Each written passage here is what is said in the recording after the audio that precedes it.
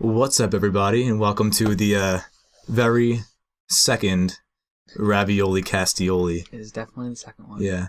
I'm here with Mac, or Chuck, and I'm Steve, or Pasta. Joey can't join us because he got his wisdom teeth taken out, and he's pretty incapacitated, so feel better, Joey. We love you. So yeah. Let's get started. We're playing the Final Fantasy 15 episode Do Sky demo, or Chucky's playing it. Yeah. Because he's never played it before. But there is a very special reason we're doing that. But first, wait, I was thinking earlier, and I actually forgot to bring this up earlier off camera, but I'll just do it now.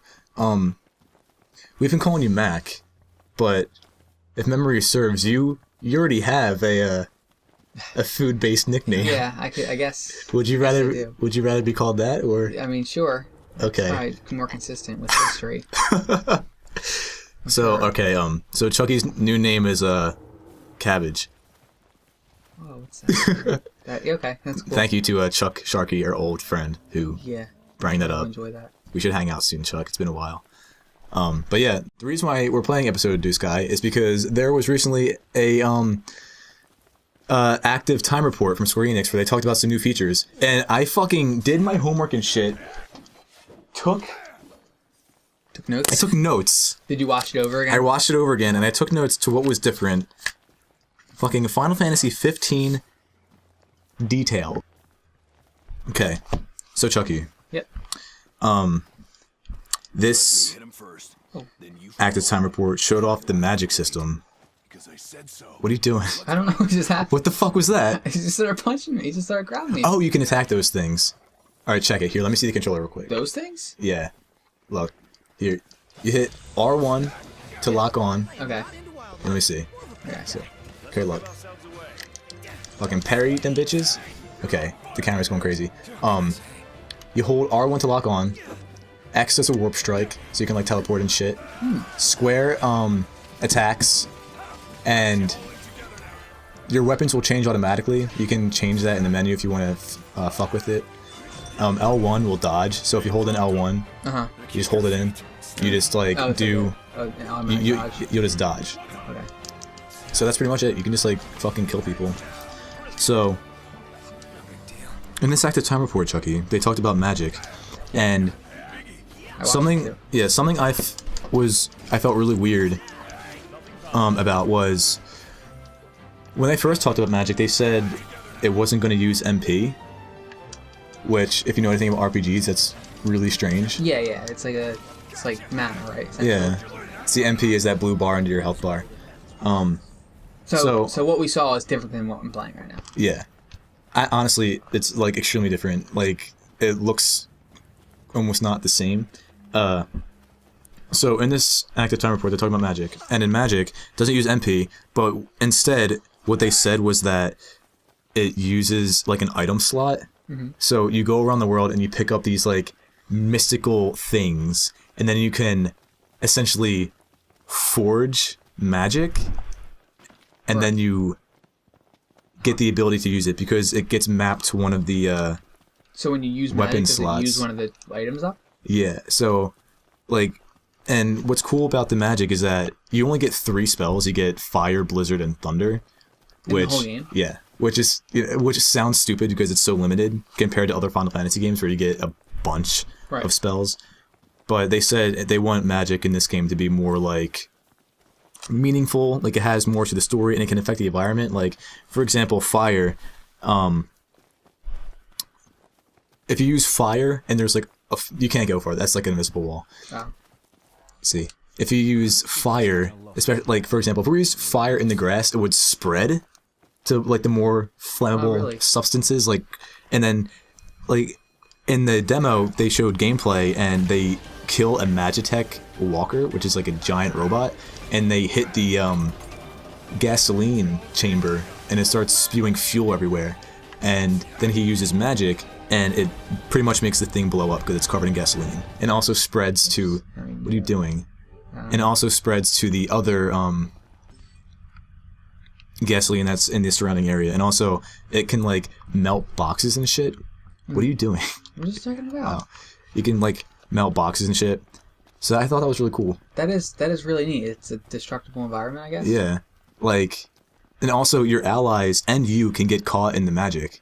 So that's fucking sweet. I remember seeing that. Yeah, like, and it goes with the other spells too. Like, there's if you use thunder while it's raining, it does more damage. Oh, and if you use fire while it's raining, it does less damage because it extinguishes the flames.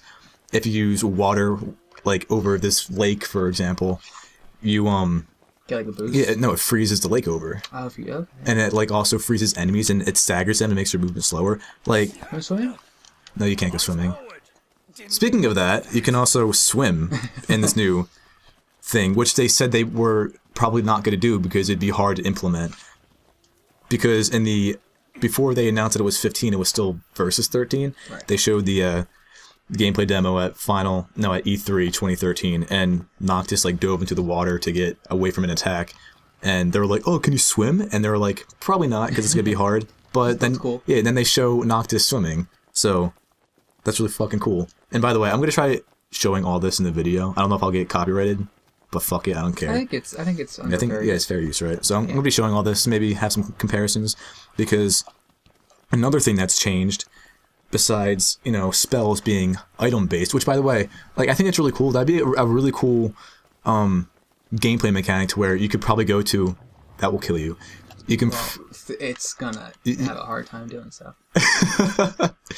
You could like, I think it'd be cool if you can go to like a certain like point in the game. You make like farm the items, maybe get like a bunch of spells, and then you can just use that like during the game. Yeah, like you go to like a certain mission and just like you like start spouting these fire spells everywhere, but you have to be careful with it because then you can run out. So that's really cool. Like more shit that they changed. Like I have all this stuff here. They added a new weapon animation. In the very first trailer of the game when it was first versus 13. This trailer goes back to 2006. Like, was 13 even out then? No, 13 was just announced. It wasn't out yet. 13 didn't come out until 2010 or 2000. No, I think it came out in March 2009. I'm pretty sure. It's been that long. Yeah, in the very first trailer they show a badass Noctis like with swords flying around him, and then he like picks one of the swords out of the cyclone, and then he starts using it. And they added that in this game to where when you switch weapons, they like fly around you and you pick one out of the bunch. Yeah. Like I think that's so cool. And like another thing that they changed was the HUD is completely different, and so is the combat system. Like you see, so, like I'm literally just playing a different game. Like right now. yeah, so it's really cool that you see the evolution, and you're getting fucked. If you hold an X, you do a summon. It's really cool. You don't kill it though because it's too strong. Can you kill it? No, you can, but it takes forever. Have you done it? No. Well. I don't have that much time. See, look, it's gonna come. It's really cool. Okay. I feel like I'm gonna be really underwhelmed because You're not.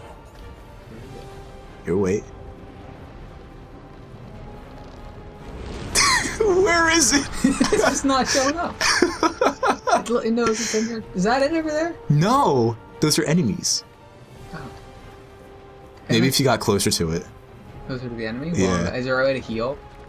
There you go. Oh, there we go. Oh, wow. Ah, what is that? It's Rama. He's gonna fucking jump and bolt his ass. That's huge. Can you just stick around? Can you just walk around him? Pretty cool. Dude, this still like makes my jaw drop every time I see it. It's so cool. I'm expecting it to like come back to regular combat, and it's just like that much damage taken off this guy. Look at that! It's hardly anything. This dude. Oh, look at him. He's like, listen, son. There it is. Oh, he's in the ground. He knocked it over, but it hardly did anything to it. Yeah. See, look. Oh, it took off a good portion. Can I get on back? Can you climb up things? No, not in this one. Maybe in the actual game. But yeah, Yeah. see what you're doing now, how like you're kind of changing weapons as you tap square. Oh, I didn't know that. You see how your weapons are changing? You go from like a sword to like a lance and shit. Well, in the new game, we can call it a new game, I think, because it's totally different. Yeah. Each weapon is mapped to a direction on the D-pad. So you'll be like doing a combo by holding in square or tapping square, and then like let's say you're using your sword like that, and then you hit like up and you switch to a lance. and you start attacking with that. Right. And it does the whole animation where like it does cyclones around you and you pick it out. It's really cool. It's really neat stuff. I'm really excited about it. And there's like so much shit that they added. Apparently when you run out of gas, you have to push your car. Like, so I don't know how that's gonna work. That'd be a huge pain in the ass. That's like a Grand Theft Auto thing. Yeah, that's right out of Ghostbusters for the NES. There's more shit here. Oh, there's 2 types of magic. There's what's called elemental magic, which is, you know, fire, thunder, and blizzard. And then there's stuff called ring magic. Oh, dude, use your something. Oh, you killed him. Use your something again. Pronto died.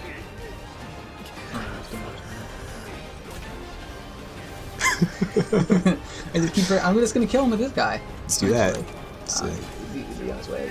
This guy's gonna like eat me. What is it, like a pig? That's like a giant dinosaur. Oh, he killed you! It fucking used gust on your ass. Where was giant old guy? Taking forever to come, dude. Yeah, he just like he's like stop at a red light or something, you know? All right, and now you have this long ass load screen. So yeah, there is elemental magic, and then there's ring magic. I don't know what ring magic is. It said so elemental was like the fire and the water that you're talking about, and then there's different kind of magic. Yeah, there's not only just 3. Yes. Well, they don't go over what ring magic was. It just said ring magic is used by the bearer of the ring of Lucis, which the crowned royalty of course use. In other words, Noctis, the main character, he's a prince. Why would it be used by anyone else? Exactly. They probably said hi at that point in the thing. That's their explanation for it. Yeah. Yes. Or hi. Hey. Yeah. They said it a million times. Okay, where is that guy? He's right there. But yeah, they don't go over what ring magic is. They just say, oh, it's a thing. It's going to be picked up later on in the game. Elemental magic is used at the beginning of the game, and you pick up ring magic later, after a certain point. They don't go over what it is. Right. So I can only guess what it is. Until you play the game. Yeah. Get 30 hours. You can do stealth kills now. Okay. By using like your warp ability, like you sneak into these things and you like, whatcha? You whip towards them and then you teleport and then you kill them. Stealthily. Yeah, there's a new HUD, so you have like, this HUD doesn't exist anymore. Now the health bars look completely different. Again, we'll have video or screenshots as comparison. The health bars look completely different. The thing in the lower right isn't there anymore. Instead, it's the directions of the D-pad to show what weapons you can use. And above that is like this blue bar, which I can only guess is the cross system, when you can do like team attacks with your teammates. Is he even doing any attack on me? I didn't even see what he was doing. He's not. He's just... Him just walking around hurts you.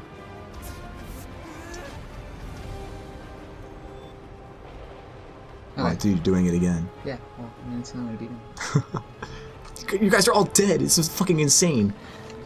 But yeah, so they have that blue bar that I think determines the team attack you can use. Which, by the way, you can use team attacks in this game. I don't know if you knew that. It's really cool. I figured. Like, do you know how in Kingdom Hearts you can do like the Trinity stuff? It's kind of like that. And there's also a radar in the top right corner. And then there's also a little thing that shows you whether it's day or night, which is really cool, because day or night is like a thing where stronger enemies come out at nighttime, and you can camp, and then you level up when you camp. Right. It's really cool. And then the last thing they talked about was that on March 30th, 7 p.m. Pacific time, they're having another conference announcing the release date of the game. You should do a live stream of the live stream. I would love to. But yeah, they're announcing the release date of the game, and they're going to announce a new demo, a new playable tech demo, which I'm assuming will have finished combat. I have no idea what it's going to have. The playable tech? Oh, probably a demo of everything that they announced and added in, right? Yeah. You assume. I hope so. So can you only summon in this demo when you're like down for the count? Yeah, you can only summon when you're dying. I don't know how it's going to work in the actual game, but I think they made it easy like that, so you can actually be this guy. Yeah, so you can use the summon without it like being ridiculous requirements. Because I'm assuming it's not going to be that easy in the actual game, because there's going to be more summons. Like, there's gonna be summons like Leviathan and Titan that they already showed. It's gonna be fucking awesome. This warp thing is pretty cool. Yeah, I love it. And that's what I talked about in the active time report. And see, what's so cool about this is, as stated before, I am unbelievably excited for Final Fantasy 15. Like, it's my most anticipated game Ever? Of all time. Like, I was born. I came out of the womb. I was I was a metaphysical being in the cosmos, like drifting through space. And then when it found my body as a baby, it was like Final Fantasy 15. Mucho excitement. I'm so pumped for this game. And every time they show more stuff, I never get disappointed. It's always like, it's like the director, Hajime Tabata, is reading my fucking mind. And every time they release something new, they're like, what would Steve like? Probably this. Your mind or your diary? Yeah, well, both. I'm so pumped for this game. It's ridiculous. Like, seriously. I wish I had something like that. I don't know. Well, didn't you have the new Star Wars? I guess I had the new Star Wars. But it was a lot less time. It was like 2 years. Yeah. It was the 20. Whatever. 10. You think they're gonna... 21 years. I've been excited for this game for 21 years. I think I asked you this, not on camera, but if they announced the delay at the March 30th, March 30th meeting was another delay for the game. Things will happen. I mean, they didn't announce the release date yet, right? But technically... They haven't, but there's... If they delay it to where it's not coming out in 2016, bad things are going to happen. Have they said it's definitely coming out in 2016? Yes. They've said that multiple times. Okay. So many times you're like, it's coming out. It's coming out this year. We promise. We promise. When was the original release date? They never had one. No. So they never had a release date. So 2016 is the first actual year that it said it was going to be out. Yes. This game it's been through fucking development hell. It was announced in 2006. Announced. They showed a cool trailer and then they talked a little bit about it, like the setting and stuff. And then they didn't show anything until like 2007. And it was just a modified trailer of the same one we already saw. And then we didn't get any notice about it until like 2011 when they showed alpha gameplay. And the gameplay that they showed is completely different than this. Yeah. And then, like, after that, it was completely off the radar. Everyone thought it was canceled. And then they announced it at E3 2013, where I cried a lot because I was so happy. And then they said it was Final Fantasy 15 now. And now we're getting all this information because Hajime Tabata is the fucking man. I'm so excited for this game. Where's old guy? I'm going to the midnight release of this. Oh, you died. One more old dude. He would have been out. It would have been done. Here, let me try. If you wanna. But yeah, I'm going to the midnight release of this game. I'm gonna get it. Unboxing. If they have a special edition, I'm getting that too. The most expensive edition. I'm gonna get every edition they have, and I'm gonna cry on camera. I'm so pumped. You'll get every single edition for every console. You'll buy an Xbox One for it. Exactly. Is it coming as a multi-platform, or have they not announced that either? It's PS4 and Xbox One. Okay. Everyone's like, "Yo, PC." Yeah, I heard. I don't think they're doing a PC. There are rumors, right? And if they do a PC, I can't picture it coming out remotely close to when the console releases. It's going to take a long time. It's going to take another 10 years. Yeah, because it took forever. Final Fantasy 13 came out for consoles, and then it took forever to come out for PC. Like, forever. Uh-oh. The game just crashed. The game crashed because it couldn't handle me almost beating that guy. You can play something else. What do you want to play? I don't know, is the beta for Division still running? No, it's closed. You can talk about that if you want. Sure. So yeah, that's pretty much everything on Final Fantasy 15. Like, they talked about a bunch of stuff, but it was mainly just magic, because they promised that they would. And they did. And it looks incredible. And like I said, every time they show more about this game, I just get more and more excited. It's never like my thirst has been quenched. Never. And now we're playing Star Wars. I hate to be that person, but what if it's not good? See, I always think that. And if it's not good, I'm going to be really mad. I'm going to be so mad. I'm going to be so disappointed if it's not good. Is there can you do like skins in this, or like we're playing Star Wars, by the way? Yeah. Can you do skins? I thought there was like faces you can put on them. I thought the Achievement Hunter guys are in this. I think you can. Here, wait. Here we go. Head. All right, cool. So yeah, I don't know. You have Bushman. Is that Jack? That's probably Jack. Probably. I thought they'd have like names, but let's see.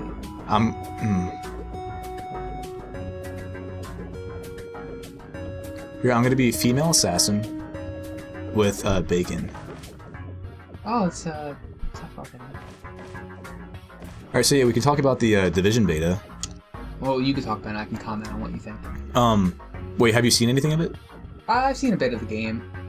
Well, the Division beta is pretty cool. It's like an open world. I played it for like 3 hours because I got into it late, and then I had personal shit to do like school and work, so I didn't get to play it that long. But from what I played, it was pretty cool. It's like, honestly, it looks like it runs off the same exact engine as Watch Dogs, and Watch Dogs isn't a bad looking game, but it's also not like the best looking game. But next gen or this gen. Yeah, but what's really cool is that it takes place in New York around Christmas time, so there's snow everywhere, and there's Christmas lights up, and like the atmosphere is kind of eerie because it is Christmas. And like, from what I've gathered from the short time I played it, is you walk around, you go to like different bases, and then you you pretty much just go places and shoot people. Is it open world? Yeah, I think so. I think it's kind of open world. It's either open world or pseudo open world. Like a Destiny type thing? Yeah. That's what I've heard it compared to the most is Destiny.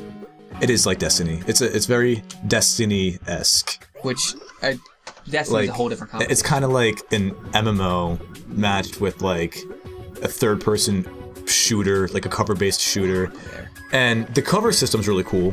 That's one of the things that caught my eye. The cover system is really cool because what happens is you can take cover, and let's say there's another piece of cover that like catches your attention. Fuck. What do you do? Whoa! I don't. How do you play? Okay, I'm getting it. I'm getting it now. All right, so. How do you go? Oh, R2. Okay. So the cover-based shooting is really cool. Like, let's say you're in cover, and do you know how in most cover-based games you can like switch cover? Yeah. The X button will show up on the other. Fuck you. Ooh. The X button will show up above the other cover you're trying to go to, and if you hold it in and then keep holding it in, like a line shows up, and you can like, it just takes you to that next cover, so you don't have to like run over to it. You can just go over to it really quick. Right. It's really cool. Okay. And like I said, since it's like Watch Dogs, and the cover system in Watch Dogs is really good, this is also really good. But other than that, honestly, it's not a game I can picture myself playing a lot because the shooting is kind of bad. The shooting feels really stiff, which sucks. Because in a game like that, you don't want the shooting to be stiff. And I understand why it's stiff because it is like online. So it's not going to have that like auto lock on that a lot of third-person shooters have. Oh, God. So, dude, I'm poning you. You're getting pwned. Fuck you. Can't beat my bacon strips, dude. Fuck yeah, I'm champion. Took my scarf. So, yeah, I can't picture myself getting it and like playing it all the time. Right. Well, especially it seems like it's a social game too. Yeah, and it's one of those games where it's like it's cool. It's kind of like Battlefront, right? Where it's cool at first, and then it gets boring, really, really quick. Right. Battlefront is like that. Yeah. You haven't played Battlefront? I played the beta. What'd you think of the beta? I thought it was good. I thought it was like I said. It's not something you continue playing for a lot. It's a multiplayer only game, It's yeah. Like, I can't get into those things. I need story. I need something to hold me over when I don't have friends online. Not a lot of friends I have played, games, especially specific games. Not like when I was in high school. Exactly. So that's the issue I'm running into. Yeah, it's like who do you play with you? You gotta make friends to play online, but yeah. Even that I feel like is kind of. So what you got to do, Chucky, is get a PS4. Yeah. And then we can start playing online. Eventually. See, the Division beta is pretty cool. I'll see how much I have left on my tax refund. Fat refund. Yeah. So that's good. I mean, it seems like a game. I had a pre-order for a little bit. It seems like a game that would be interesting, but the social mechanics are just always turn me off. Those kind of stuff. Like that's really the reason why I wouldn't get Destiny, even though the game that I felt like was supposed to come out is drastically different than the game that actually came out, and that's, I mean, I've heard reports, like Kotaku ran a big expose on like Destiny's development process and how it changed over the years and everything like that. Yeah. So, but I was expecting like something totally different than that. actually came out. And even the Taken King seems different than what they promised. Destiny is... It's pretty good. It's, like you said, it's nowhere near what I thought it was going to be. Especially because it's not even open world. There's so many invisible walls. It's fucking bullshit. Yeah. I hate that. Like, even playing the beta, I was like, I hope that, you know, this is just because it's the beta and they didn't want us going too far out of the map. But nope, it's like that in the game. So many invisible walls. Yeah, and it's just maps, right? Yeah, it's really disappointing. It's fucking... The time went out, but I won. So, yeah, Destiny. Oh, here's something else I want to talk about. It caught my attention because I thought it was so fucking dumb. Is that H1Z1... Which is a zombie game on early access on Steam. Yeah, it's like a zombie MMO where you walk around, you collect shit, you survive. Similar to DayZ. Yes. It's actually supposed to be DayZ, but it's like its own game instead of the mod for Arma 2. Is this what DayZ turned into? Yeah. Oh. H1Z1 splitting into 2 games. This is from Kotaku. Chucky and I both love the way Kotaku writes. So I'm just going to read it because it's really cool. It says, online zombie game H1Z1, one of the many survival games that's been on Steam Early Access for what feels like decades now, is splitting into 2 games later this month, developer Daybreak said today.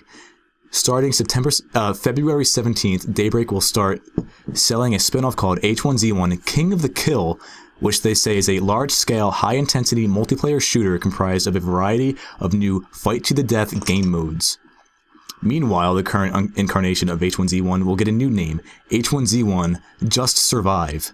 Each game will run for $20 on Steam Early Access, but if you own or buy H1Z1 before February 17th, you'll get both games.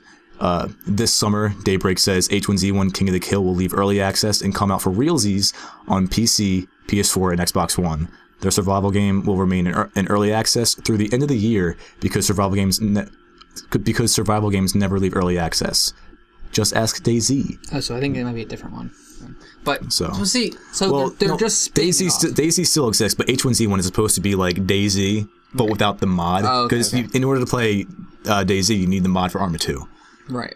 So I thought this was so dumb. Like, why do that now? Why just not make it a new game mode? Yeah, I guess that they're just selling. They just want to get more money. Yeah. Because they're not breaking up the actual game. They're just splitting adding another thing to it, right? Yeah, they're just what could have been a new game mode. They just split into a separate game. That's just $20. So it's pretty much a $20 game mode.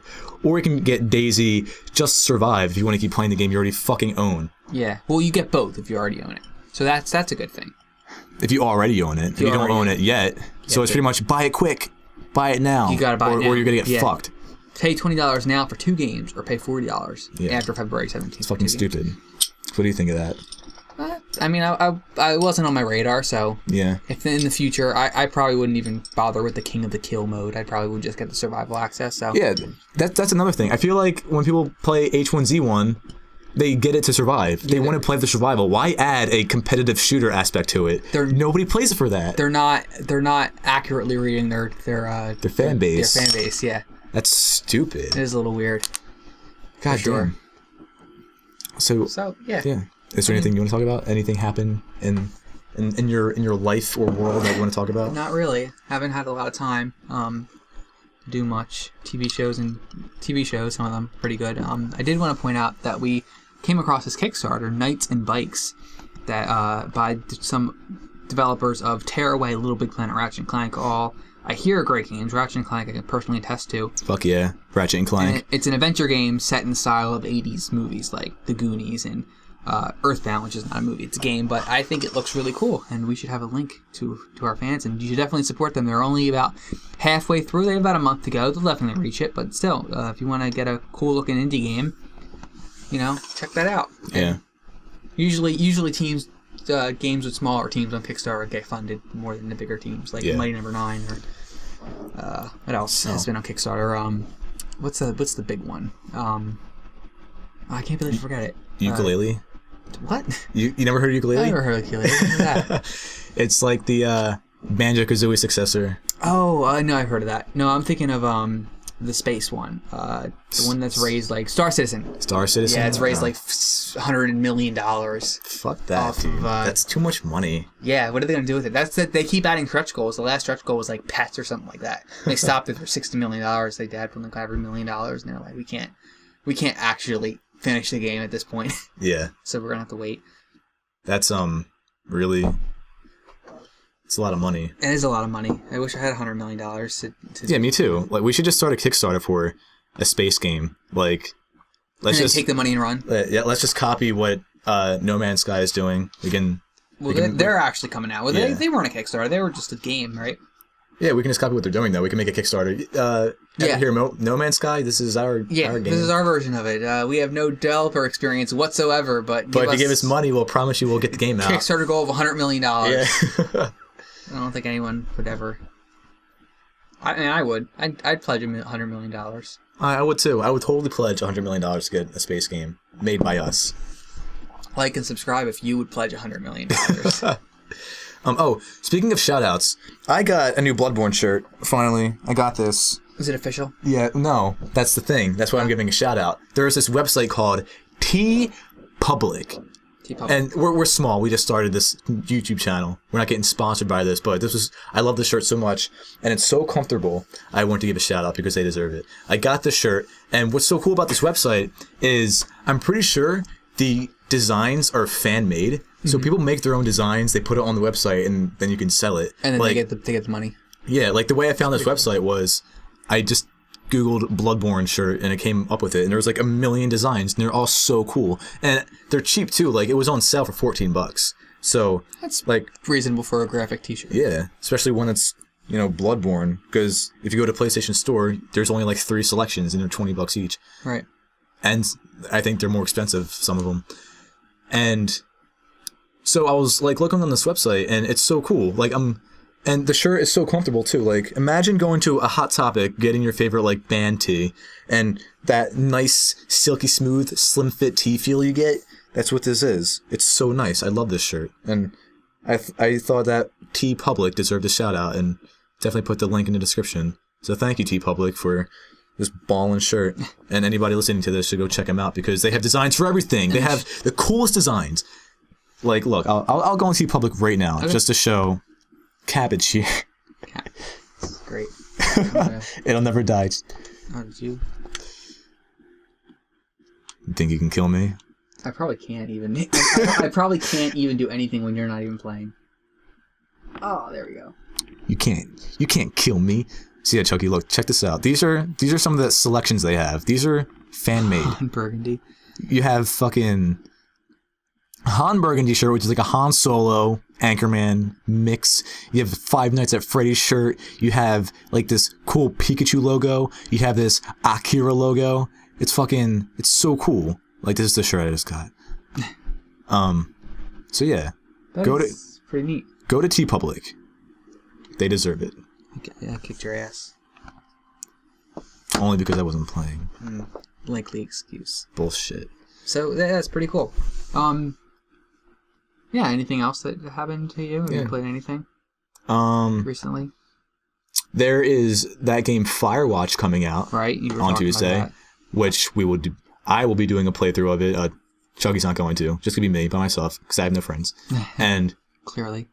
And that game Unravel's coming out on Tuesday. Oh right, I know. Is that getting a physical release? I have no idea, honestly. Because there's I've been looking for it for ages to pre-order on Amazon. I can never find an actual link. It's always PC only. Get it on Xbox. How much is it? Probably $20. It's $20 on PS4. Is it? Yeah, you can pre-order on the PS4. I like physical copies. I'm an old school person. Oh, I like physical copies too, but if you don't have a physical copy, then you're shit out of luck. But yeah, I want to start playing Unravel too, because Unravel looks really cool. Unravel looks beautiful, dude. Yeah. It does look really good. It looks fucking real. It looks real. It looks like the yarn part is the only actual video game. Like game. It looks like you're fucking jumping on like photos. It's really cool. Yeah. So what I've been looking at is apparently Red Dead Redemption is now available to download digitally on your Xbox One. Backwards compatible, which is great. I haven't played much of it, but Red Dead Redemption is an awesome game. Oh, that's needing to go back. It's in my backlog. That's one thing I wanted to ask you about. You have an Xbox One. I don't. I have an Xbox One. How is the backwards compatibility on Xbox One? This almightily praised backwards compatibility that was just like thrusted on gamers, and they're like, oh, it's so cool, but it exists. Now that the hype has died down, how is it? I haven't actually played it. I don't think so. The way it works is if you own the game disc or if you have a game downloaded in your library already that's part of the backwards compatibility list, it'll automatically show up in your downloads folder and you can download it to your Xbox One. Since, I mean, like PS4, you have to install and download everything, right? Yeah. Like even disc-wise. So it'll show up in your downloads list. If you put a disc in, I'm pretty sure you can get to a link to download it, or it just shows up in your own things, and you have to, similar to how the Xbox One works, you have the disc in the actual console. From what I hear, certain games are not very good. Certain games are really good. I think Halo Reach, I was reading, isn't very good. How? Is there like a lag to it? Is it is performance suffering? The way it works is it's actually running a Xbox 360 emulator in the Xbox One. So I'm guessing certain games don't work on the emulator as well as other ones do. From what I remember, this could be completely incorrect. Halo Reach doesn't work very well, but certain games work better than when they came out, like because the Xbox One's architecture, I guess, and the processing speed and whatever. It's similar to how the Xbox One did the Rare Replay pack. Yeah. Which, for those of you who don't know, the Xbox One actually ran a Nintendo 64 emulator in that game. Really? They had an N64 emulator playing the N64 games. What? And had never gotten re-releases. So they had to license that stuff from Nintendo, I'm pretty sure, for this, which is crazy that Nintendo would say, yeah, you can do that. That's nuts. So... I didn't know that. So, like, the Xbox One version, how it works, or the Rare Replay, I mean, the way it works is, like, all the games... Jiggly ice. Yeah, all the games that run natively on the Xbox One are in, like, one separate app, and all the games that run on the Nintendo 64 are another app, and all the games that ran on the original Xbox or the Xbox 360 are different apps. Yeah. So when you boot it up, it actually starts up an emulator that you actually have to exit out and start up another app to play that game. But it's all on a single disc. So I mean, I'm pretty sure, from what I hear, the backwards compatibility is great. It's just like playing the game on your Xbox One. It's just a couple extra steps. I know cool. Fallout 4 came with a free copy of Fallout 3, but I never checked it out. I think Mass Effect, Halo Reach, and now Red Dead Redemption are the only games I actually own that are part of the list. Maybe some Dead Space titles, but it's really cool. If they add everything that I have, I'm getting rid of my 360, I think. What's the point? I wouldn't get rid of it. Maybe not. You can keep it for fun. I guess so. Keep it in the closet or something like that. People keep the old system all the time. I guess so, but there's game collectors. And I wouldn't get rid of it. Xbox 360s can work offline. I don't think Xbox Ones do very well offline. True. So, yeah, I mean, it's a plus. If you weren't, I think I got the Xbox One after that feature was announced, and it was definitely a plus. I was like, I'm sold. Yeah, that's really cool. See. When I heard that, it made me want to get an Xbox One, because it's like, Xbox is doing a really good job. I still haven't gotten one, because honestly, there's no games that I fucking want that are out on the Xbox One that I can't get on a PS4. Right. So... well, the cool thing about the Xbox One, the backwards compatibility, is, too, that you can actually... I'm pretty positive that you can play with players who are playing on the Xbox 360 version of the Player Store. That's so, like, cool. If you're playing Gears of War, all the Gears of War games are available on the backwards compatibility, since Gears... Well, aren't they having that thing where if you get Gears 4, or there's like that super pack you can get every Gears game? If you bought the remastered Gears and played it before the end of last year, you got all of the titles for free digitally. Oh shit. But if you own the discs, or if you own them digitally, you already have them. But what was I saying? Oh yeah, like I'm pretty sure you can play multiplayer with the older versions of it. Like Halo Reach, you can play with the Xbox 360 players. That's really cool. So wait, did they add a backwards compatibility for Portal 2? Because that'd be fucking cool. That would be pretty cool. I don't think so. Fuck. I don't think Portal 2's in that list. They have a list up online. They add like 10 or 15 or 20 titles every so often. They're trying to... Apparently, the only criteria is the developer has to agree to it. So if the developer hasn't said yes, or if they haven't asked, then obviously it's not on the list. But that obviously brings up concerns like Gearbox, for instance, wouldn't put Borderlands 2 on there because that's part of their Handsome collection. Yeah. So why would they put a game that they want you to buy on Xbox One out in the backwards compatibility? Yeah. So certain games like that, certain games that have the HD remasters probably aren't going to show up.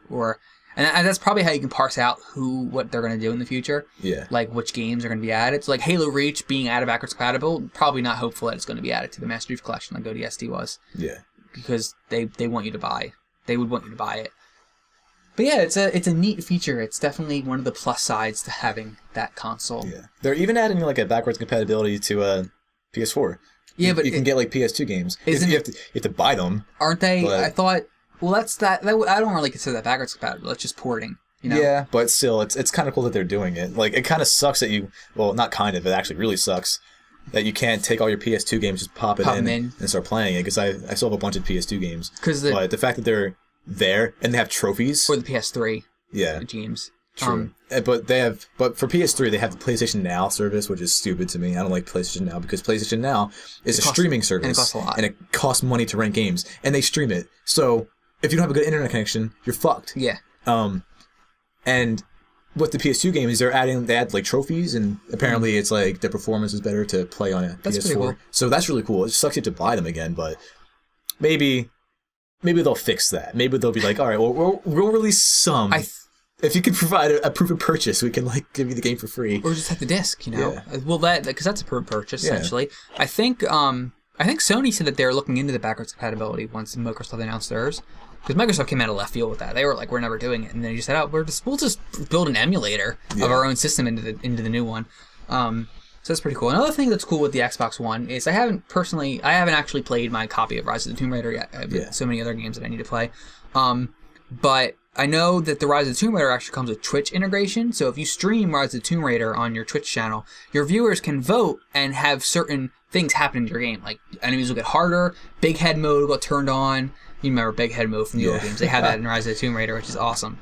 So that's really cool. Like if you're... there's a social aspect beyond just streaming your game to people. There was a game called Daylight where you could do that, and Daylight was I actually have it. It's a spooky spook game where you're a girl and you walk around this asylum and it's randomly generated. Right. So really? Yeah, you have to get to you have to find certain doors and certain keys to beat the level. But if you're streaming it, people can type in scream. Really? And things will scream in your headphones, or they'll type in witch, and a witch will pop up and start spooking you. That's terrible. It's really cool.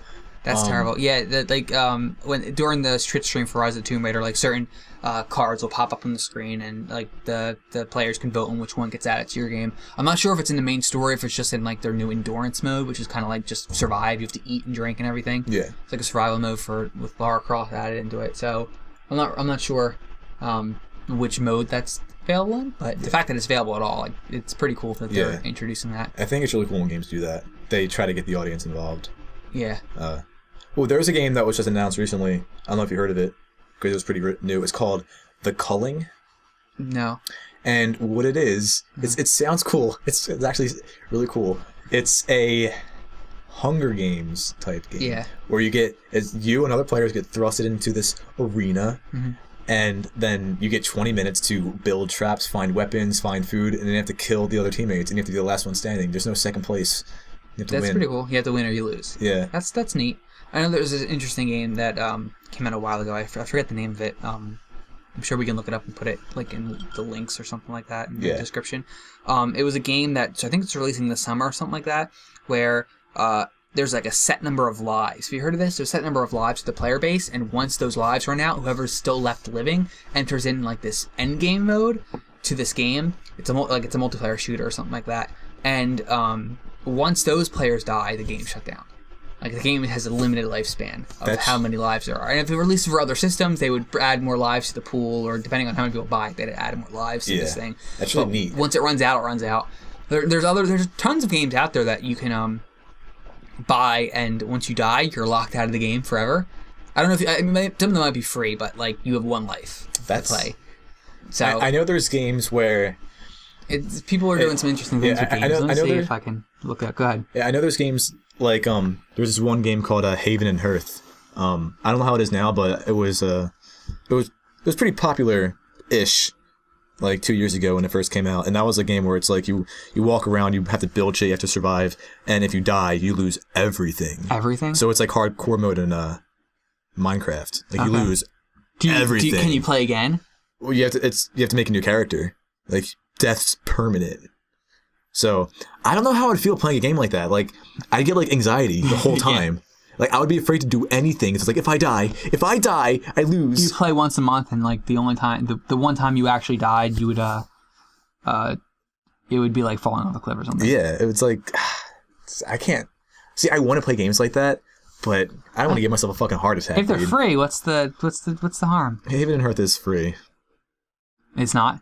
It is. Okay. I don't know anymore. Like, I haven't looked this game up in a while.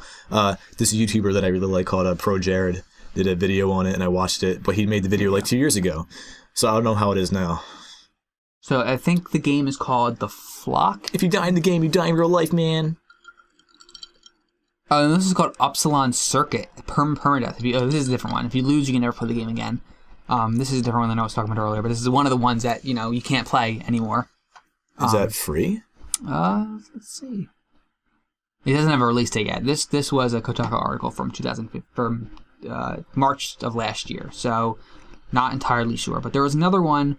I think this one is called. I think The Flock is the game that has the finite base, like the finite pool of lives for the player base.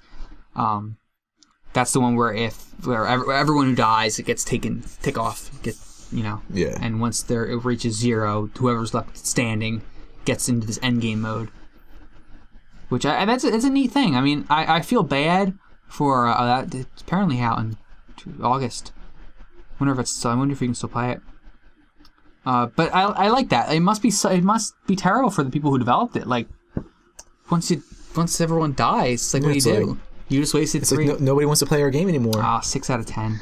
That sucks. So apparently it's not even good enough to keep playing. Yeah. See, that's the thing. If you want to make a game like this, you have to make the game fucking amazing and good and brilliant, and it's not. So it's kind of like, what's the point of life, man? You can't even do that shit. Yeah, I wonder how many lives there are surviving as of right now. I mean, like, the review scores are, like, you don't have to really rely on them too much. True. I know there was a whole controversy. Like for example, Watch Dogs got a bunch of good reviews. Yeah. And Watch Dogs fucking sucks. I hate Watch Dogs. Fuck Watch Dogs. There was a whole, not controversy, but there was a thing recently about Metacritic. They just released, like, their end of the year review thing, and there was a whole kerfuffle or whatever about how nice word. Their best publisher of the year list, like, separated publishers. So Sony and Sega were into the major publishers list because they released a certain amount of games. Yeah. Microsoft and Bethesda were in the minor publishers list because they didn't reach a certain threshold. Like, 2 different lists. And on top of the major publishers, Sega got the best reviewed publisher of the year because they put out a bunch of re-releases of games that got good reviews, and everything else they put out sucked. But Sega, it offsetted them. Well, I mean, like, Sega releases a shitty Sonic game every fucking year, and they're never good. Like, Sonic Boom was a broken mess. I didn't even play it, and I knew how bad it was. Sonic Boom is terrible. Current population. Supposedly. So current population of The Flock is currently 215 million. So I guess no one played it. Damn. That sucks. Feel bad. That's the rare case where it's like the big number is bad because it's like that's how many people aren't playing our game because we want the number to be low. We want it to go down. We want people to die and lose their privilege to play this game. Ooh, I know something we can talk about that was funny that you mentioned. You said Bethesda. How about the Doom cover? Oh, God. And how it fits in with every game. Every single game ever made. Well, every shooter. We'll post a picture of the Doom cover because apparently this is a thing that's been going on. It's so generic. And I was reading a thing about how there was some writer who was like, this doesn't accurately depict what Doom is about, and the trailer does that perfectly. It shows that it's, like, really crazy and gory and fast paced, and you know what I mean? And just the actual game, the actual cover, which is what draws you in. Like, I'm a huge fan of box art. Like, something I'll go into the store, I'll go into Target where I work, and I'll see box art for movies I've never heard of, and I'm like, I want to buy that movie right now. And I hate it. It sucks. But, like, you know, you gotta put some effort into that. Like, hire a graphic designer, pay them they're paid like that can't be that much money. You could find artists on the internet who do better jobs. Yeah. There's I know that there's websites that you used to go on all the time where you can get like alternate box art. Yeah. Then you would print it out for your games, and you actually made some for me too. Like I remember that. Yeah, there's this website, NeoGAF. They're like an exclusive form that you have to like sign. You have to like get invited to get to be able to post. But they have a forum that's all about alternate game covers, and some of them are awesome. It's just finding the right you have to the quality to print them out and replace your game art with them. That's how it was for that infamous Second Son. The cover that it comes with is pretty cool, but there's just like him, right? Yeah, it's him like knelt down on the ground with like a smug smile. Right, the new one. Okay. But there was I found this alternate cover where the game's all about he does graffiti art. Right. It's this alternate cover where it's Delson, the main character, and he looks like he's like a stencil painting, and he's like cool. Flying through the sky. It's so awesome. That is really cool. And it's but like you said, you need to find like good quality to get that. My personal favorite, there was a Red Dead Redemption one that's just like almost completely negative space. It's just like desert with him like in the very bottom. Why don't I look up just Red Dead Redemption? That's dumb. Ooh, a game that has such cool box art. It's actually the alternate box art. It's like the flip side. I haven't played the game that much. I can't say I don't like it. I own it though. It's called The Evil Within. Ooh, I've seen that. Have you ever seen the box art for that? I've seen the original box art. I haven't ever. The alternate box art looks so fucking cool. Oh, that's awesome. Isn't that cool? Yeah, he's showing me the Red Dead Redemption box art, which I will post in the video somewhere.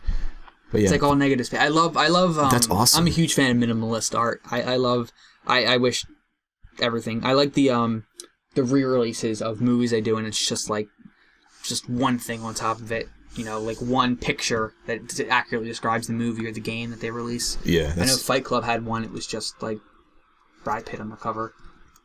It was neat, like all stylized. It's really great.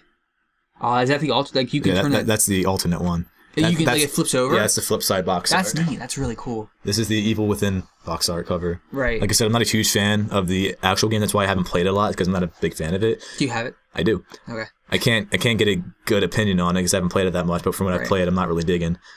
But yeah. It sucks when there's not good. Like, even, like, is that the cover for Bloodborne, the poster you have in the wall? That is the cover for Bloodborne. That's boring, isn't it? I think it's cool because, that's not the cover I have, because you got the I have the Steelbook cover. Yeah. And the Steelbook cover is cool.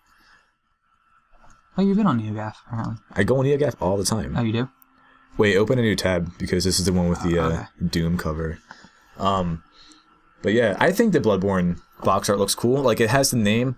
If it didn't have, it's cool because if you look close, it has the city of Yharnam inside the silhouette. And I see that. And then it has, like, the beast shit coming off of his shoulders and the blood, and then it has, like, the smoke around it. So it's less boring when you look at the details. I can see... But at first glance, how it'd be boring. It should be like it's art, right? Like that's actual art. They should put some effort into it. You know what I mean? Mm-hmm. Obviously they put effort. I'm not saying they didn't put effort into it. That's kind of a shitty thing to say.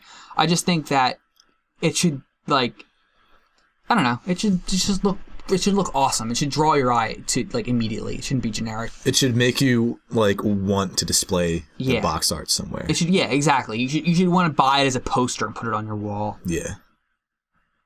I don't have any sympathy for people who don't put a lot of effort into that. Yeah, and a perfect example is the Doom cover. Yeah. The Doom cover looks so generic. It just looks like a fucking shooter game cover. Like, people have been... Like, the main thing is that the Doom cover fits with everything. Like, it looks like it could be like a Call of Duty cover, like a Halo cover, or like a Fallout cover. Like, it doesn't look different. Yeah, it could be... It can maneuver. The Fallout 4 cover is terrible too, I think. Especially because the guy on the cover is just a guy in spacesuit armor. Yeah. Like, it's not weird. It's not different. Demon behind him or something, you know? Like, let's see what this is. It'd be cooler to have just a bunch of demons. Yeah. Like on the surface, on the surface of Mars, being like, "Yo." Yeah, I agree with you. I think I think people don't take into account a lot when anything is brought up. People don't really think about box art for CDs or games or books or movies. And that's another thing, dude. A lot of albums have really cool box art. Yeah, they have crazy but art. Some of them are so boring. I think albums have like the coolest box art because it's not trying to like. It can get away with it more because with like a game or like a movie, you have to have a box art that like it kind of encapsulates the game, kind of. Look that's fucking cool. Isn't that awesome? That Bloodborne, that should be the cover. That's fucking badass. That should be the cover. Exactly. But, that's the actual Scholar of the First Sin. But without cover. the stuff in the front. Yeah. But yeah, like music can get away with it because it doesn't have to encapsulate the game or the movie. It's just like it can be whatever it wants, kind of. Unless your album is like an opera, like a rock opera where it tells a story, then it makes more sense. But music can get away with that, which I think is cool. Yeah, I wish they can all get away with it. There's no excuse. They think that they need to pander to like the lowest common denominator, but if you have an awesome box art, people are gonna buy it. Yeah, like for example, that alternate Bloodborne. It's awesome. I might try checking some of these out. If the alternate Bloodborne thing was if that was the actual cover of the game, I think that would catch way more people's eye. Right. Just having the guy stand there with a sword and a saw cleaver and a gun. It's just like, what is that? Yeah. So. Your side of this is almost full. Oh no, my storage is almost full. Need to empty that shit. Okay. That's great. You fucking make it then if you're so goddamn smart. That's cool.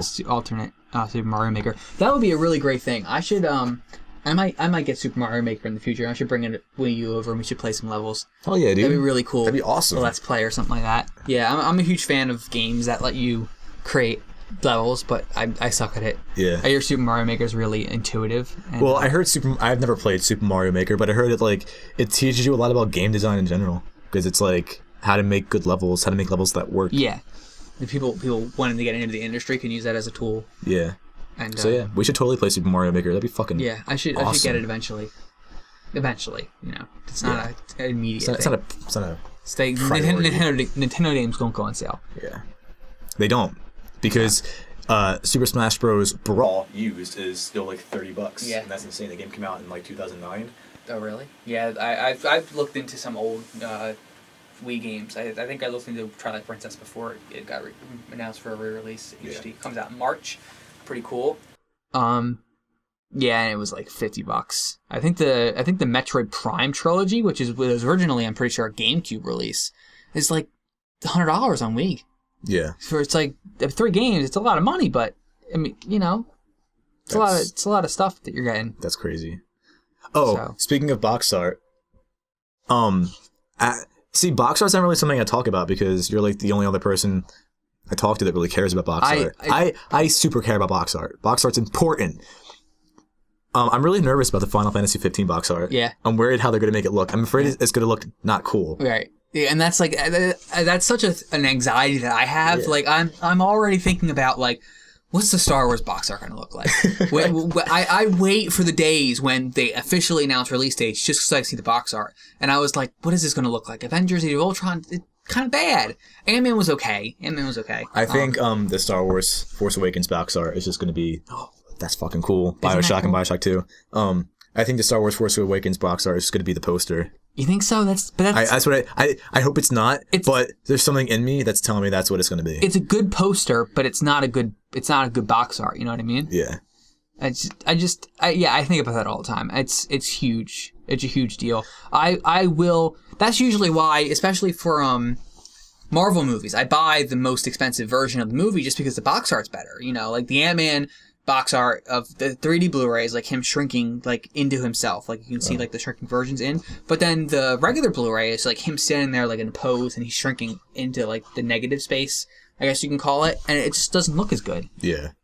I just like because with the Final Fantasy 15, the picture that keeps showing is them like camping out, and Noctis is like sitting on the car with like a cup. I think they would make that the box art, and I think that would be really lame. I think a really cool box art for that game would be if they had the name Final Fantasy 15, and one of the early promo pictures of the game when it was still Versus 13 was Noctis sitting in a throne, like with his head resting on his hand. Like that would be a really cool like box art in my opinion, because that would because it looks dark and like not like a Final Fantasy game. And I think if they made that the box art, that'd be so fucking awesome. They would have to change it, obviously, because he's wearing a different costume. but I think that should make it. Look at that. That's cool. They should hire these people to make these. Box arts. All this is Photoshop. I don't know why people don't care about that. It's an art form, you know. It's important. Like. It's like think about it. You go into a GameStop, especially when you were like younger and you weren't following gaming news on the internet. Well, you'd go to the games. You would buy a game based on how cool the box looked. Yeah, like exactly. A lot of games nowadays don't have cool box art, or box art that's like interesting enough to like warrant like, what's this? I'm gonna buy it based on the box. Yeah, it's like movies are the same way, and like the music to a certain degree too. I feel like, but not as much. It's just I don't know. I don't get it. I really don't. And people don't care about it. Like I tell people all the time, listen, I would buy this because this is awesome. It's just, and it doesn't even have to be complicated. It doesn't have to be simplistic. It doesn't have to be anything in particular. It just catches your eye. Yeah. Like the It Follows box art. You've seen it? You haven't? Yeah, It Follows is really good. It's just a car with two people making out inside the car, and it's just the way that it's framed and the coloring of it. It's just awesome. It's very like eerie. It is, and you don't know why. There's nothing scary on that box art, but it's just like, this is really unsettling. This picture. I have a perfect example of box art because there's two different ones for the same movie. Mad Max Fury Road. Yeah. Like my favorite movie. The Blu-ray box art is just Max and Furiosa like looking, and I think it looks kind of lame. It does. And then the 3D box art looks so fucking cool. It's just him sitting in front of his car and the giant open space of the desert. And you have awesome. like the cool like colors. It's come on. Yeah. Why would they change that? Well, see, I like it when there's different options available. I think the DVD version, I think it's I think it's the same as the Blu-ray, right? Is it the same? I think so. I know the 3D. I could be wrong. Marvel does that. The Martian, for instance, has the same picture on all of its covers. It's just his face, which is kind of lame, but I mean, it's better than a lot of other things. Yeah. I don't know. It's just, physical releases are something that gets overlooked nowadays. I feel like people, a lot of people still get it, but people are trying to get it all digital, and I'm not a fan of that. I wish everything got a physical release. I love physical releases. I like the feeling of owning the thing. I just like having it on display. I like having it. Like, I was so disappointed when Shovel Knight got canceled for the Xbox One on physical release. Yeah, everything else. If I had a choice to get a physical copy, like download it off the PlayStation Store, or like download it off of like Steam, or if I could like go to a GameStop and get it for the same price, right? Physical, I'd get physical every time. We're gonna get into a can of worms here, but I don't like the trend towards digital because on the one hand, honestly, it costs the same. You know, you're not getting anything cheaper if you get it on digital. You can get it earlier if you don't go to a midnight release. You get it at midnight. You know, even regardless, and it downloads to your Xbox. You can get pre-downloads, which saves you time, but it costs the same amount of money. Yeah, you know what I mean? Yeah, it's not like a game costs $60+ for tax at a GameStop, and it costs the same.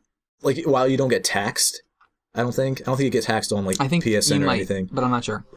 So it's not really any different. Like the only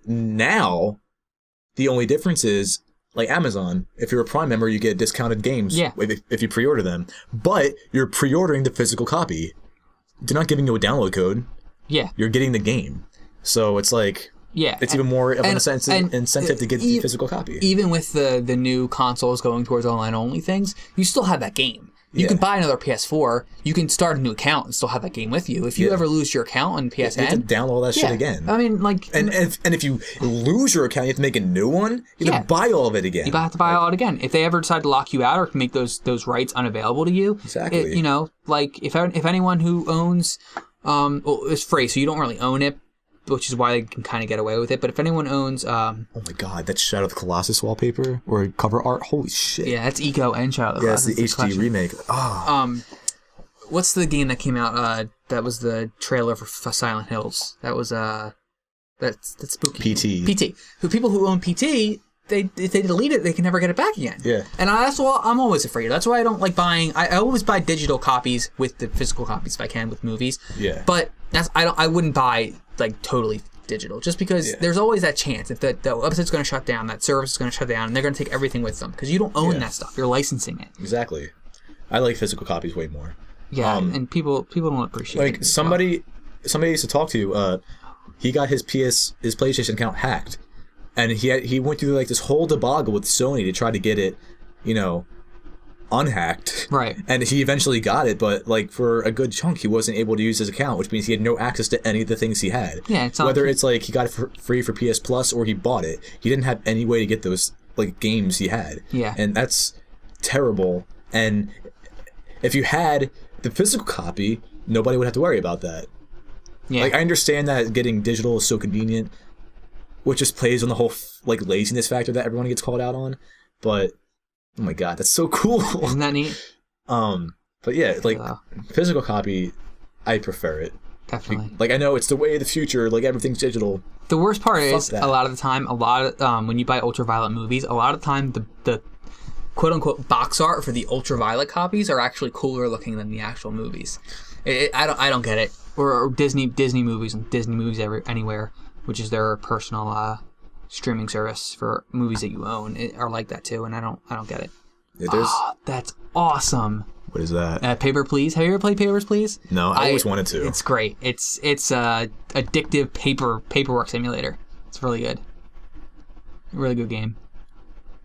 Yeah, we're just scrolling down this. We'll have a link. Yeah, we'll post a link to the forum where everybody can check out these fucking ballin' ass alternate box arts that are fan made. The companies aren't making these. They should, but they're not. They should hire these people to make awesome box art because this is fucking sweet. Another thing while we're on the rent of box art, I hate it when this is a movie specific thing because games never did it. The Witcher 3 is the only game that I have that does this, but movies usually come with slipcovers when you buy them new. You know what I mean? Like, did your Mad Max copy come with one? Yeah. If you wait a long time, they stop making those slipcovers. Which I don't like. Like, it looks weird. Like, you have movies that have, like, the full spine with a box over it, and it looks awesome. And then you have another one with that little blue ridge on the top, if you have Blu-rays. I don't like that. I know Disney, you can actually call them up and say, I want to order these, and they just charge you for shipping or whatever. Yeah. But some of them they just don't make anymore. And I was like, please. Wait, so you like the slide covers? I love them. I personally don't. Just because of the way they look, like, you don't really have a setup here that has them all displayed, but when you have them on a shelf... I do, when it's in that thing. Right, but when they're on a shelf, like, when you see the spines, it just looks so inconsistent. There's 2 games that I have that came with slipcovers, and that was Ninja Gaiden 2 and Prince of Persia for the 360. Not Forgotten Sands, the original 360 Prince of Persia, the cel-shaded one.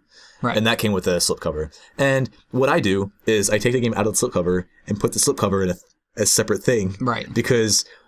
like, while it's neat to display, if when you want to play the game, you have to take it out of the slipcover, open it up, and then put it back in the slipcover, which sometimes is a huge pain in the ass. But still, so, I think it looks. It looks cool, but like I keep the slipcovers. I don't throw them out. I keep them. Do you know? And when it comes to movies, I keep them. Like Mad Max is right there, and it's still in a slipcover. But I'm not a huge fan of slipcovers. I think while it does look cool to display, it's kind of like an inconvenience when you want to watch the thing. I suppose so, but I don't watch too many things I own often enough to warrant like I don't take them out too much. True. So do you know a good place to like print these out if I ever wanted to actually put these into like how would I go about putting these into my You probably just with the computer printer. You can probably just download it and print it out with the computer.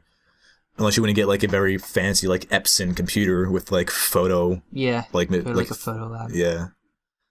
Like I know they sell thick ass paper that is like photo material, but that's expensive. Yeah. So yeah, box art. I love it. It's important. Half this it shouldn't be overlooked. Final Fantasy 15 and box art. It's important. Yeah, like I wait the day like even movies I haven't I'm a big Disney collector. I went and pre-order all of them, and I pre-ordered The Good Dinosaur, and there was like a placeholder box art there, and then they put the new one, they put the actual one up, and it's like that looks cool. I like that. You know, Disney's really usually good with their box art. Yeah, they're usually Big Hero 6 has really good box art. Yeah. It's always simplistic. It has like a character on the front. Yeah. And really like the solid color in the background. Like I've said this before. If I was artistic, that's what I would do. I would be a graphic designer for movies or video games. It's never too late to start, dude. I guess get I'm Photoshop not, and fuck around with it. I'm not exactly. I don't think I'm creative enough to do that. You are. You're creative. Don't sell yourself short. I just think it's just I don't know why I care about it so much. It's one of those things that you just like. Why doesn't this look better? I'm the same way. There's so many games and movies with box arts where I'm like, this is really fucking dumb. Yeah. If I didn't know what this game was, I probably wouldn't get it. The worst thing, like when Bioshock Infinite was announced, they had like a box art contest. Dude, the alternate box art was... I don't, but the alternate box art is so fucking cool for Bioshock Infinite, which, by the way, one of my favorite games. It is a pretty good love game. that game. That twist at the end, that was insane. I watched. Hell yeah, dude. I watched my girlfriend play it. Made my jaw drop. I love it. Chelsea's big into BioShock, and she's played the original like 10,000 times. And she played Infinite, and it was like, what? What? I love it. Oh my god, it's such a good game. It is a good game. So good. But they had this contest that they were having people submit box art covers, or I don't know if they had it submitted, but you could vote for them, and they ended up with the generic ass Booker DeWitt cover with this sawed-off shotgun there. It's like, what? But then there's that alternate one where it's all red with like the white. Is that like a songbird? Yeah. Huh? I don't remember that. It's like a white. It has like the songbird, and then it has like the like a couple of the floating city parts with like the balloons and shit. That's neat. It's cool. That's cool. It's really neat. Okay. So yeah, box art is important. So. Shouldn't be overlooked. No, absolutely not. You think we should start wrapping up? Yes, it's been going on way longer than I thought it would. Yeah. Because we kind of like ran out of stuff to talk about, and then box art kind of took over our lives. So if we do this next week, that'll be a post-Deadpool conversation. We're doing it next week because we're doing a Deadpool review. Deadpool review. Because I'm fucking excited. I'm pumped for that. I'm so excited. I'm nervous though. I'm so nervous. It's not gonna be good. There's no reviews up on Rotten Tomatoes yet. Good. I don't think. I'm not. I'm steering clear. I've read a review of someone who attended the early fan screenings. I actually read a review. It was comicbook.com, which is another kind of cool site. They say if you subscribe to the newsletter, they send you emails. I like them on Facebook. They send you emails, and they had like. Breaking news, Stephen Amell going to be in Legend of Tomorrow, aged up, losing an arm, whatever. Yeah. But they had a review of Deadpool up, and it said it was exactly what you're looking for. It just, if you go in expecting what a Deadpool movie should be, that's what it is. Good, good. Ryan Reynolds said that he only wants to play Deadpool for the rest of his life. Doesn't ever want to do another superhero movie again besides Deadpool. Another Deadpool movie. Dude, I'm so excited for Deadpool. But apparently, Comedy Central, Spike, and a different channel are running like 3 days straight of Deadpool promos. Like all of their commercials are going to be nothing but Deadpool promos. Dude, their marketing for this movie is fucking ridiculous. It's on point. I love it. And just there's so much of it. I know. Just posts 10-second videos to his Facebook feed about like just him talking as Deadpool. It's insane. It's if it succeeds, if it makes up its budget, which it should, it's going to be like there's going to be a lot of movies trying to copy it. Yeah, I'm so... Deadpool 2, I want Deadpool 20. Oh my god, there's going to be... I feel like as long as they don't run out of ideas, I think the thing with Deadpool is they can make so many Deadpool movies without it getting like old, because the movie is so ridiculous to begin with. It's like they can pretty much just do whatever they want and get away with it, because it falls under that, like, don't take it seriously, like spectrum. Yeah, like, if you're into whatever. If you're into comic books, he's had so many different spin-off series, like Deadpool and Spider-Man, Deadpool and Wolverine, which they can't really do because they don't own the rights to Spider-Man, but Wolverine they could do. Some people are speculating like Hugh Jackman's going to show up in Deadpool for a short cameo. There was a picture of Deadpool like snuggling up with the Wolverine action figure. Yeah. Like they might. But Deadpool, there's a new one called Lady Deadpool. There's Gwenpool, which is Gwen Stacy as Deadpool. Deadpool 2099, something they just announced. Deadpool versus the Marvel Universe, where he just goes on a killing spree of everyone. Yeah. Just because, like Marvel Zombies, I think he was a big part of that, and they had like a zombie alternate universe. They can do whatever they want, and just like the fact that he's the character he is, it just kind of sets it up. Did you hear one more thing? Did you hear that the Flash is crossing over to Supergirl? I did. Yeah. I don't watch Supergirl, but I do watch The Flash. I watch Supergirl. I love The Flash. I'm gonna have to catch up on Supergirl now. The Flash is so good. It's totally a multiverse thing. Are you caught up in The Flash? I am caught up in The Flash. It's so good. It is very good. I actually, it might be on sale right now still. Season 1 was on sale for $15 on Amazon. I bought it. So, shit. A digital HD copy too. Dude. So I was like, nab that. I love The Flash. It's a great show. Watch The Flash if you haven't watched it. Watch The Flash. Don't think, like, if you can get into Arrow, I tried watching Arrow. It gets better. It wasn't my thing. But that's the key word. It gets better. Flash is good from, like, the first episode. I love The Flash. Just not praising it too much. There are some kind of... Yeah, there's some cheesiness. But it starts great and it ends great. It's so good. Watch The Flash. You won't be disappointed. It's so good. All right, I think we should probably wrap this up. So that was episode 2. That was the very second episode of the Ravioli Castioli. I'm Steve. I'm Chuck, or Cabbage, as you like to Pasta, call him. Cabbage, or you can call him Mac. He can have any alias he wants. Any alias you want to use. I I fluctuate. Yeah, he could be cheesy cabbage, mac cabbage, and mac. So yeah, thank you for tuning in. Next week, Deadpool review discussion. Yeah. I'm so excited. So yeah, bye-bye. Bye. Peace.